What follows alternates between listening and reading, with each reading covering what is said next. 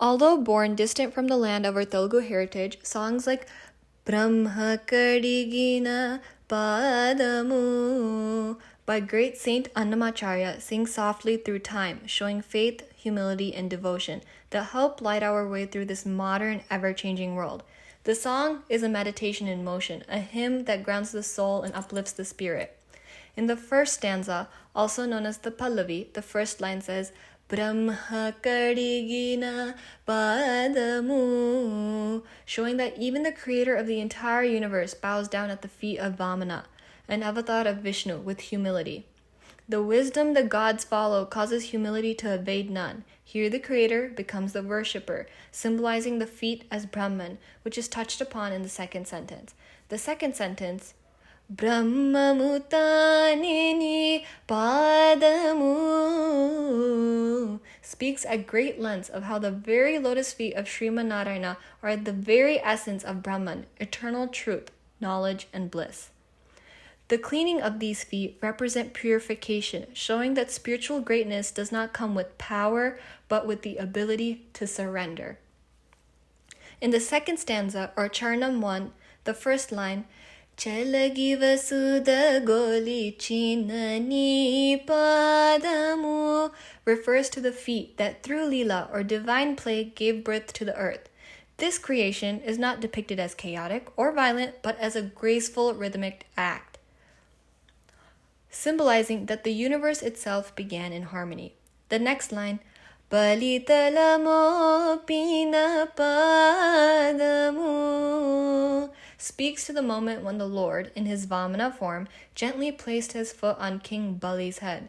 Rather than using force, this divine gesture brings the mighty king to surrender, not through domination, but through humility and grace, showing that true surrender leads to liberation. In the third line, Talagagagaganamu Tannina Padamu, the imagery shifts to Vishnu's cosmic form, Trivikrama, whose foot stretches to the sky. This act symbolizes the Lord's transcendence, his ability to surpass all realms, touching even the heavens. Finally, Palari Pugachina Padamu reminds us that these same feet protected Indra from King Bali's growing pride, Ahankara. The entire stanza paints a picture of divine feet that create, humble, transcend, and protect, ultimately upholding Dharma, the righteousness that preserves balance in the universe. In Charanam 2, the first line, Kamini Papamu Gardigina Padamu, translates to the feet that washed away the sins of a woman. This line reflects the Lord's boundless compassion, reminding us that no one is beyond forgiveness. Even those burdened by sin are welcomed, not judged, when they turn toward devotion. The second line, Pamutalanidina Padamu, refers to the Lord's feet resting upon the serpent's head, an allusion to Krishna's subduing the serpent Kaliya. Here the feet represents calm mastery over ego and danger, symbolizing the divine's quiet power to transform chaos into peace.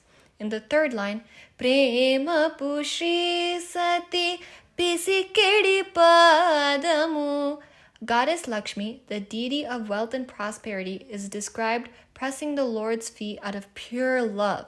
This shows that even in the divine realm, loving service is an expression of devotion. It reminds us that humility lies at the heart of true service.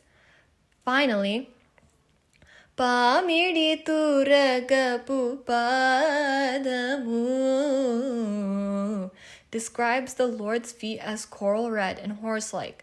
The vivid image suggests not only radiance and beauty, but also speed and strength. It evokes the purity and divine knowledge of Hayagriva, another manifestation of Vishnu, symbolizing that the Lord's movement is both swift and purposeful, carrying grace, wisdom, and power. In Charanam 3, Annamacharya reveals that the profound relationship between the seeker and the divine through the symbolism of the Lord's feet.